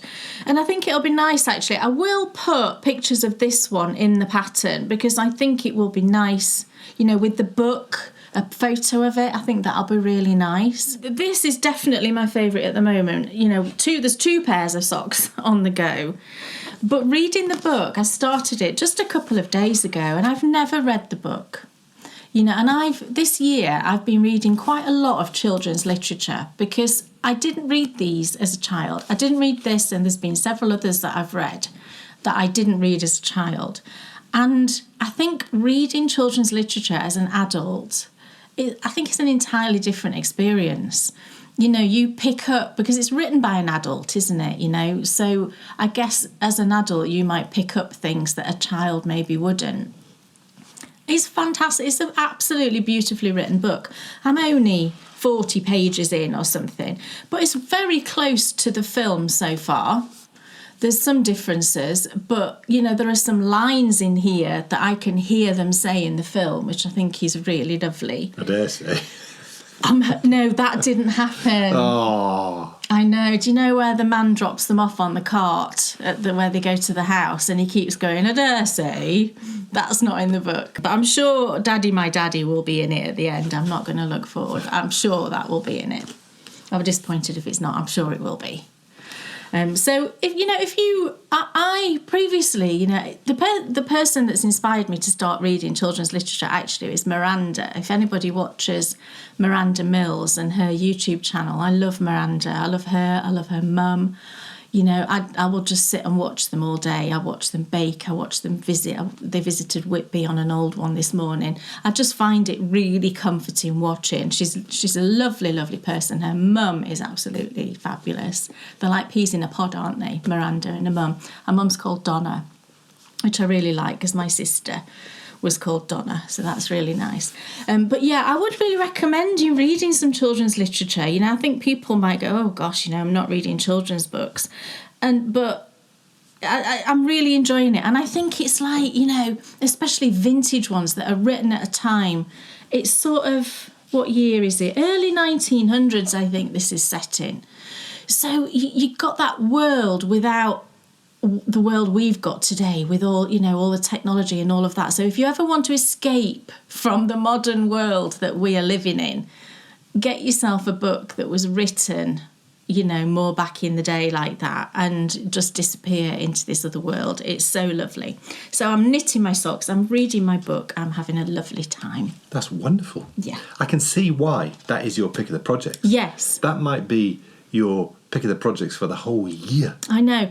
And I did actually go to Dandelion and Dogwood to look for a yarn because I was going to order another skein to knit it with. That's just, however, that is immense. That could not be more perfect. No, I would have ordered one from them, just like a tonal one. But their yarn generally is dyed to order, and whenever I've ordered from them before, it's taken like 2 weeks to arrive, and I just wanted to get this on the go. I didn't You've gone want off the boil, haven't you? I didn't want to wait 2 weeks, so I thought, well, do you know what? I can dye some, or Beautiful. let's have a look what I've got. Yeah. Look, forget pick of the projects. I want to knit it now. I'm going to knit it right now. Because I think it's time Yes. to find out. Yes, it is. Hey, Jones, what's off your needles? Okay, so what is off my needles? I've got 2 things this time. This is very, very exciting. I'm completely entranced by these. Really? Yes. So these are both for Bryony. These are both Easter presents for Bryony. Isn't Easter late this year? It's crazy. I'm past Easter and it's not even here yet. So I've finished the wicked pair of socks. Where's the matching socks to go with these single socks? No, this is This is why So I am this- completely fascinated look, by this is what socks. Bryony wanted. I get it. This is using a sock set from 3 by the Sea Designs, the lovely ladies there. And the sock set, it was Wicked theme, so it was just called Wicked, I think. And you got 2 50-gram skeins in the green and the pink for Glinda and Elphaba. And then you got 2 minis in sort of coordinating pink and green. So I asked Bryony what she wanted. You know, did she want me to combine the green and the pink in a pair of socks? What did she want? Did she want just green? Did she want just pink? Because there would have been enough. This is what she wanted. She wanted 1 green and 1 pink. And she just wanted the contrast on the heel on each pair. So that's what she's got. It looks like a really good dye job. It's a really good dye job. I spoke about when I just, oh, look. Really, really good dye job. Completely matches my top. Yes, yes. I'm obviously wicked themed today. No, leave off the theme. You're obviously wicked. I would never say that. Yes, That's yes. far too much of a young person's No, thing. it was a isn't young person's thing about 25 years ago. So we're cool. We can bring it back. Therefore, I'm showing my age No. by saying that. I say now. wicked too. Well, I don't, but I do now. Well, we're both old, obviously. Yes. Sorry, June. Maybe there's. Can you imagine if there was a couple out there? Oh, if there is, you rock. And you were called Alfonso or June. We would pick those love names to hear because from they you. rock. I think we need to bring back names like June, Yeah, and Gladys. Gladys, and June. Can you imagine? Can you Edith. imagine Edith. having 2 sweet little girls and calling them Gladys and June? I think that's just the most adorable thing ever. Yeah. But anyway, yeah. Look at the dye job. I think it's brilliant. It's exceptional. The way that this is knit up is brilliant. And Both even of them. look over the gussets. Fantastic. Yeah. Ladies at 3 by the Sea Designs, you've done an amazing job. Outstanding. And the pink as well. Just perfect. And I know how difficult it is to do that with a variegated or speckled yarn. It's very difficult. And I think you do a wonderful job, you know, dyeing. And I think everything that they do is just fantastic. They're lovely people. Yeah. Doing a fantastic job and producing beautiful products. You know, what more could you want? So, yeah, just plain vanilla socks. I think I did 12 rounds cuff, 45 rounds on the leg, and then just standard heel flap turn and my umbrella toe. Beautiful. So those are for Bryony. And then the second thing that I finished that's also for Bryony is my... The marvellousness. I know. I finished the skinny, skinny, scrappy, stripy scarf for Bryony. And look at the tassels. They're rather fabulous, To aren't me, they? it just screams Doctor Who. It is a bit Doctor Who. But the tassels I sort of cut each of the coloured sections from the Fruit Loops yarn. Do you know the fibre nymph that I have knitted? Oh my goodness, that makes me think of sweets. And added some fringing. So this is all finished and look at it. So she's going to get this at Easter as well. So it'll probably look quite good with my green jumper. I don't want to snag it on my top, but let's just give a little demonstration. Look at that. That's beautiful. Isn't it lovely? Yeah. I just think it's such a nice... And Bryony said, because she has been home for a couple of days this weekend for Easter, but she's now going down to her boyfriend's today. He lives down south. And then she's coming back for Easter. So I've said she's got to wait for Easter to get this. But she said, you know, 'cause she's got a black, like, jumpsuit, you know, just like a linen jumpsuit, and she says, oh, I could wear it, you know, with that black jumpsuit, and it'd just really lift it.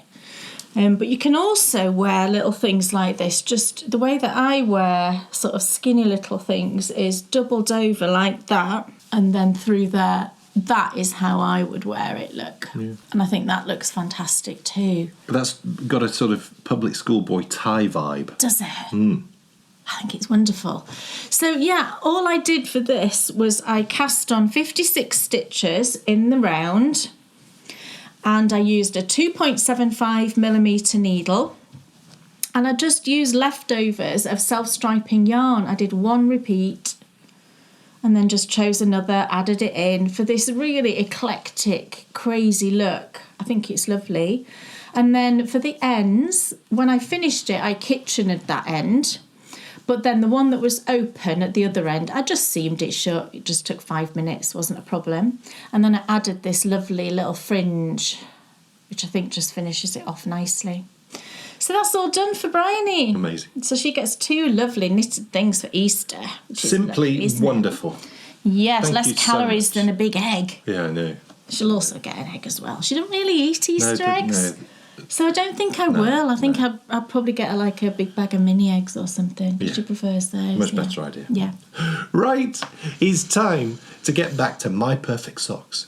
When we left you, we were on tenterhooks, waiting to see how the yarn was going to turn out, which Kay had used the amazing gold ochre with. And of course, it's time as well to dye the contrasting yarn too. Yeah. But then, once we've done all of that, we've got to get onto the knitting. We do. So let's get back for the exciting, nail-biting second part of My Perfect Socks.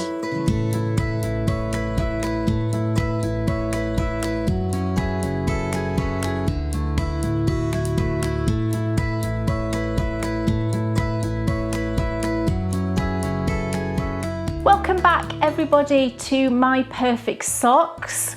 So our main colour is now all done. It's time now to dye up the coordinating colour. So we're going to get to that, we're going to get it dyed up, and then excitedly it'll be time to sit down, we're going to have a chat about the socks, and then we're going to get to the knitting.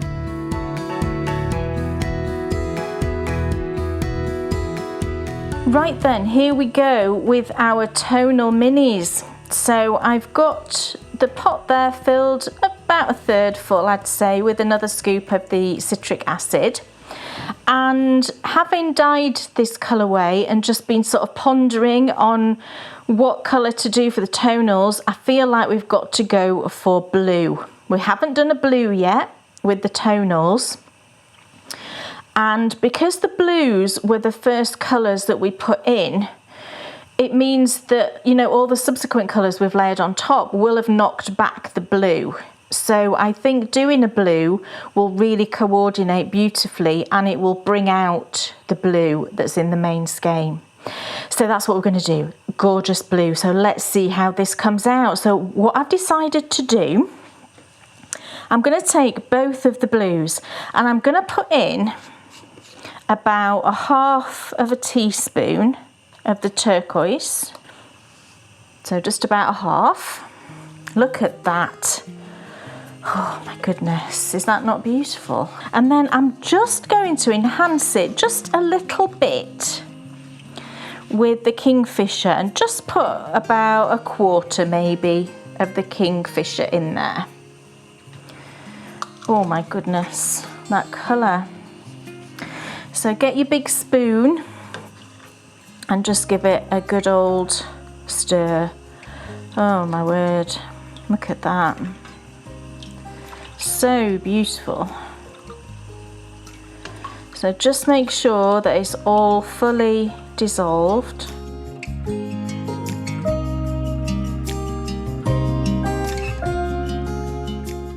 Okay, so let's grab our minis.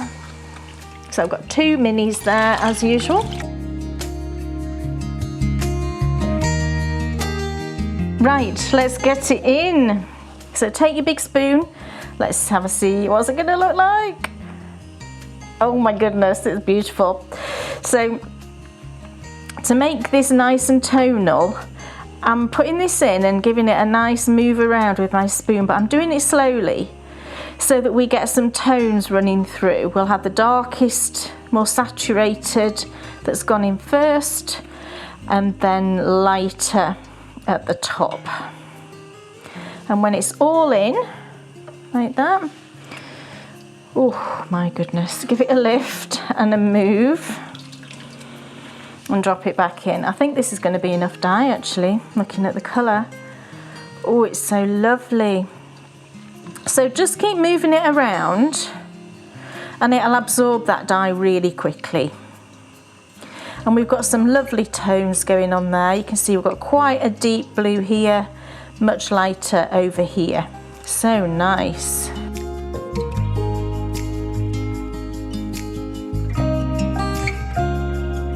Oh, lovely. I think that's going to be perfect with the main skein. So there's just a bit of residual colour in there now. So what I will do is just, you can leave it be now. Just bring it to the simmering point. Let that cook away again for the usual sort of 5-10 minutes. And then I'm going to pop that outside to cool down with our main yarn.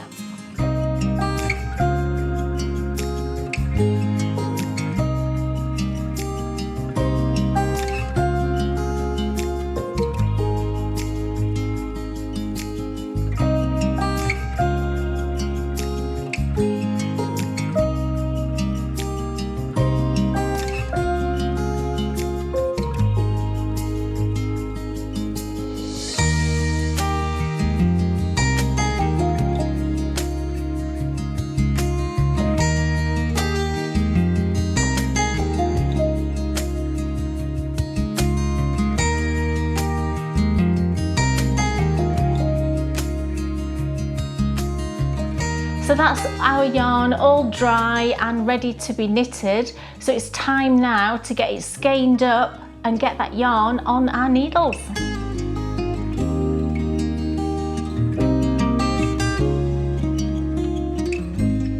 Okay, so here is our beautiful yarn. Oh my goodness. Oh, it came out so fantastically. It's just got so many colours in it. It's just beautiful. It's got those blues, but we've got so many different colours. There's purples, there is like a sort of rusty brownish bronzy colour, just gorgeous. There's different shades of green, just absolutely gorgeous. I just think it's beautiful. You know I love any yarn that involves adding gold ochre at the end of it, and this has not disappointed. So we do now need to get this wound up. I've got my lovely blue minis as well, and they just look gorgeous with it.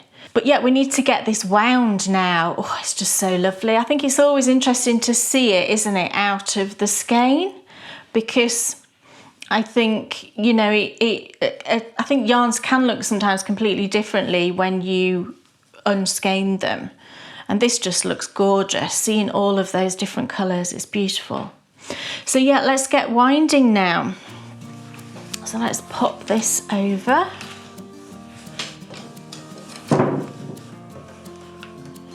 All right, I already snipped a couple of the ties actually after I'd finished drying it. So we've just got 2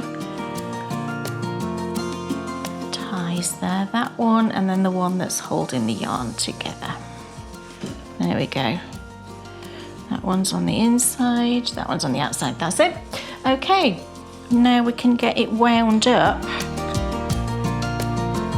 and hope to the winding gods up there that this goes well, fingers crossed.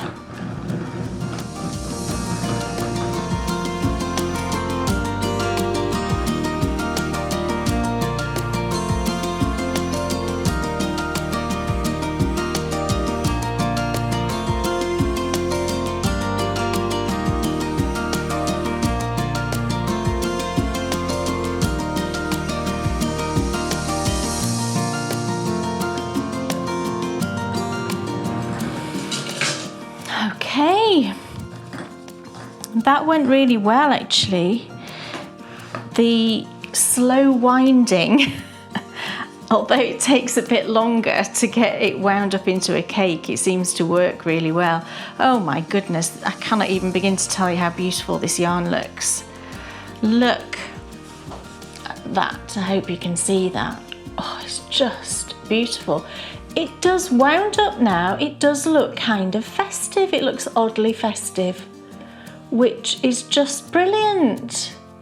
Oh, it's so pretty and such a complex layered colour, which is perfect for the theme of it really, that complexity that's going on in the situation. Oh, just gorgeous. So that's our yarn all wound up. So you know what we need to do now? We need to get our socks out of the bag where they've been hibernating for a couple of weeks, and we need to get this lovely yarn knit into them.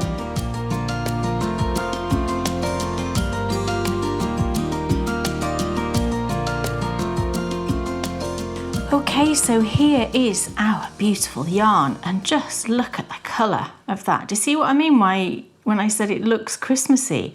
I feel like it really does. Lots of rich colour in there. And it's going to follow on from the green that we did before. Just lovely. So before we start knitting it in, I thought I'd just show you the other minis together now. So we just need one of these blue minis. But look, we do seem to have a bit of a rainbow going on, don't we? So let's think about this. So let's pretend that's the most pink shade, I suppose. We don't have a red yet, do we? Yellow, green, look at that. How pretty is that? Now my plans for these, because I'll have 12 ultimately, but I do have 2 of each. If you saw our last episode, you'll see that I started that new blanket with the Advent yarns, which was sort of like a faded Advent, but I feel like it would look fantastic with these. So I think I might knit another one of those blankets once I've got all 12, obviously. And I think that'll just be absolutely wonderful. But don't they look just lovely? I feel like I've now got to maintain this loveliness with the remaining 6. I'm sure we'll be able to. Here is where I am up to now with my socks. So this is that last lovely green colourway that we worked in on both of them. And I'm still working down the gusset decreases. I've still got a way to go on that because I'm just doing 9 rounds per colour. Yours might be different, you know, depending on how you're working your socks. So I'm just going to work one of these. Now what I've actually done, I have cut the yarn, but I cut it and left quite a long tail here because although when we started the heel, I cut the yarn here, didn't I, if you remember, and I started the heel down here. Ordinarily, when we've been changing our yarn colours, it's been down the side here at the start of the round. And I want to still continue changing my colours at the start of the round here. So when I cut this yarn, I've left a long tail, which is plenty just to knit to this point here, which was my original start of round, and then it's at this point that I'm going to change to my new yarn. So the first thing we need to do is just work to the decrease point here with my old yarn. So let's do that. So I'm just going to work to 3 stitches before, and we'll see whether this was a decrease round or not. I can't remember, it's that long, but we can work it out when we get there. Yeah, I think that last round was a decrease round. Yeah, I can see there's my decrease there. So I know that this one isn't a decrease round. So I can just knit to that marker, slip it, and I put my needle in ready. So I don't need that yarn anymore now. And we're going to pick up our new one and start knitting this one in. So just loop it over and then start knitting. So make sure that you grab your working yarn and not the tail. So I'll just work to the end of this needle and then I'll just switch around and show you once again just how I work in this orientation with the decreases. I'd be interested to know actually if you do you rearrange your stitches like this when you do your decreases, or do you work them differently? I think it's interesting, isn't it, how everyone's a little bit different. So now I will just carry on and finish this round, and that's round 1 done. And just another 8 then to go, and then I will do the other sock as well. So it's lovely and quick actually. That's been really nice that I know when I pick these back up, I just get the joy of knitting a new colour in. But it doesn't take too long, so it's not too, arduous to add it into your knitting agenda, whatever that might be. So I'm just now working down to the end of this round, and this colour is going to follow on so prettily after that green, because there is green shades in it, but then we've got all of those other colours going on. It's going to be so lovely. So that's 1 round done. So just another 8 to go on that sock, and then I will switch to sock number 2, and I will finish off that one as well. So I don't think I'm going to get through all of the gusset decreases within these next 9 rounds. I think it might just creep into the next one. So what I will do is I'll cut the yarn again, leaving a long tail, just so I can do the same thing for when I add in the next colour. So there we go. We're off and running now with knitting our socks. Very exciting. I can't wait to see what this colourway looks like when we knit it fully into both pairs, and we've really got the sock developing now. I can't wait to have these socks. I will have waited all year, won't I, for these socks by the time they're finished. So much deserved to pop onto your feet once you've completed them.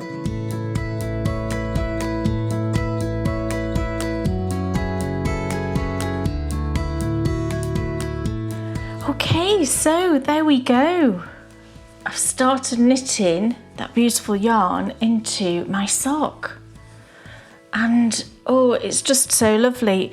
As always, when I dye these yarns, I kind of want a full pair in it. Still haven't got round to doing that with any of the colours, but I've got them all, so I'm sure at some point I will do that.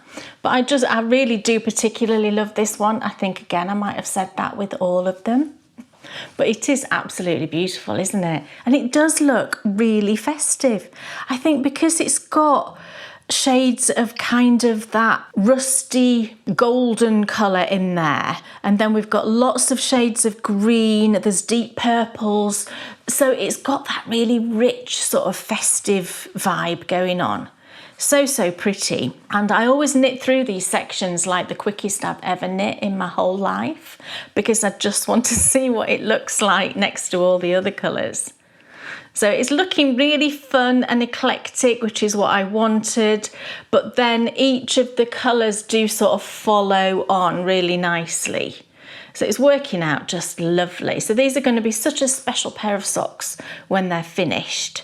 And, it might be a pair that I hoard for a while, and maybe I'll save them for Christmas actually. That might be really nice, might it? Because they'll be finished round about October time, something like that. So maybe I'll save them for Christmas and watch You've Got Mail whilst, have my first wearing of them. That sounds like a lovely idea, doesn't it? So there we go. I'm going to get on now with my next section. I really hope you enjoyed watching that and following along if you are dyeing. I know lots of you out there are dyeing your yarn with me. So that's really fun. But if not, then just go into your stash, pick something you want to knit with. It may be that you're following a different theme, and that's fantastic. Whatever you want to do for your own perfect socks. So thank you everybody for watching. Get knitting your lovely socks, and I will see you back next time for more of my perfect socks.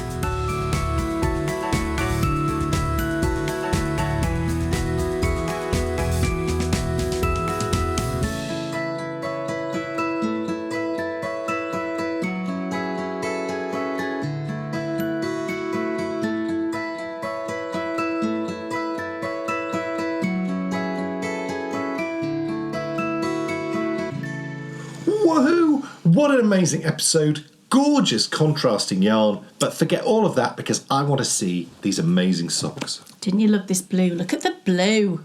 It's lovely. Wow. It's fantastic.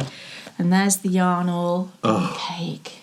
I mean, it's transformed. Isn't when it? you go from the without the gold ochre to the gold ochre. I know. It's like... This is what I love about it. It's just beautiful. So... it makes me think of the woods around my house when I grew up. It makes me think of very woodsy, Christmassy sort of vibes, which is just perfect, isn't it, for what was going on really in the film. So here are the socks. I'm going to pop one on a blocker just so that we can get... Look, here's 2 of my sock needles. It's no wonder I'd forgotten about these ones.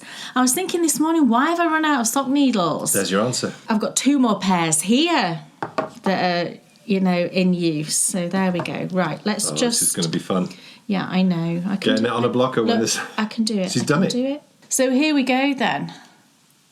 It's sort of difficult to show, isn't it? But here's the colour knit in. So it follows on so lovely from that green. So pretty. I've got the other one here, so I'll show you that one too. And it doesn't take long at all. This is why it's such a great project. This doesn't take long at all to knit. For me, I'm doing 9 rounds. Can hold it a bit closer when it's not on the blocker. There you go. Just such a lovely, variegated, really rich colour. I've almost finished my gusset decreases. I think I've just got 2 more to decrease, or maybe 1, I forget. So I'll finish the gusset decreases next time, and then we'll be rearranging all the stitches again back to knit the remainder of the foot. Amazing. But it's just going so lovely. I really love this colourway. I think it's just, look at that. Best so far. Do you think that's the best so far? Yeah, definitely. Doesn't that look fantastic because it's picking up the blues that are in there? Just gorgeous.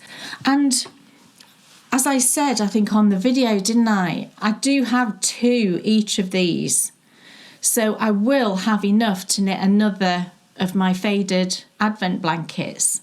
Once I've got all of the colours, I can arrange them in a really pretty way and knit another one. So that's exciting as well. Wonderful. So My Perfect Socks Love this one. will be back on the 9th of May, because next time we'll be on the trail of the stately home as we go in search of Capability Brown. Oh, that's fun. In Britain, the stately era. Yes. We shall be looking for the perfect sort of wilderness. Pretty-ish sort The of wilderness. prettiest sort of wilderness. Thank you very much. Kay's, if you had a mastermind subject, it would be getting a blocker off a sock. I can't get it off now. I'm going to leave that and do that in a minute. So next time, Stately Era and Perfect Socks is back. The episode after that, it's time for the Endy Bits. Endy Bits. So I have purchased a couple of things recently. One of them was a club, which is now finished. So it's the final Freckled Whimsy Halloween Club. This was number 12. And yeah, it's the last one, which I'm sorry about, but I do have quite a lot of these now. I didn't get into the club until, I don't know how far in it was, but certainly it was more than halfway through, I think, when I got a spot on the club. But this is the last one, and it's called Jeepers Creepers. Look how fun that is. Look at that blue. Oh my gosh. It's the same. Oh my word, look. I've totally dyed up the same yarn as this is. I had no idea. So, wow. Well, that's amazing coincidence. But yeah, this one is a 12 stripe repeat, and it's like black with all of these lovely colours. So that's fantastic. And then I've actually got the Pixie yarns to show you that I mentioned. So this is the first one, and there's 6 minis, and it's the Roots Yarn Club. So you can see it's number 1. So here's what the colours look like, and you can see how perfectly these are going to work for the faded advent blanket, because you would start off here with these 2, then these 2, then these 2. Perfect. So if all of her other sets carry on in this way, which I've no reason to believe they won't, this would work so perfectly for that blanket. But because I don't know what the other colours are going to be, it's difficult to choose a contrast. So I think I'm going to wait until at least I've got the next one. And, you know, maybe she's put some mood boards somewhere and I might be able to judge what they're all going to be. But we'll see anyway. But they're perfect for another blanket. Cool. Last week we released our latest radio show. It was all about life balance and how we got it wrong at the start of the year. But we're getting it right now. We've got a new show coming next week. This month, Kay is addressing our embarrassing lack of Notions reviews. She's beginning with bags, and there's 2 bag reviews coming up this month. I think one's already gone out. You've done an absolute sort of tour de force on Moo and Mouse. Moo and Mouse. And then you've also... Little bag tour. You've done one on Cambridge Stitches. Oh, So yes. one that, Kay's loved for a long time and a new one. So we're having a close look at those, and Kay's reviewed those. We've got other tutorials and reviews, of course, coming this month. We've also given an update to our website. So there's all sorts of things going on here at Bakery Bears HQ at the moment. The website, if you go and have a look at our tutorials homepage, and anyone can go look at that, and also there's lots of free content on there too. Normally the first video in any series is free, so anyone can view it, but you can get on the homepage and you can have a little look at what we've been up to. New colour scheme, new design, all sorts. Kay was very pleased. Yes. And that's it. So thank you so much for watching. Thanks, everybody. It's been wonderful to be here with all our blankets. Yes. And we will see you next time, when we will of course be featuring Britain the Stately Era. And also next time, I'll be showing you my project, my design for the Summer of Stitching. Don't miss it. It's going to be very amazing. exciting. We'll see you then. Bye. See you soon. Bye. Sitting and knitting, standing K the bakery bears. 1, 2. Okay, so go. Murray mince, too good to hurry mince. Who remembers that? I don't. Welcome back, everybody, to my perfect socks. The thing that's putting me off is I'm looking at you. Please, somebody out there, tell me you remember that on the advert for Murray Mints. The inspiration, or the colourway name, I should say, for this. Because you're too young. I'm not saying anything. Please, just let's reference that once more. What am I supposed to say? He doesn't reference that enough. I was selling it, Kay. Gotta sell it. Oh, actually, I could put one of these on there.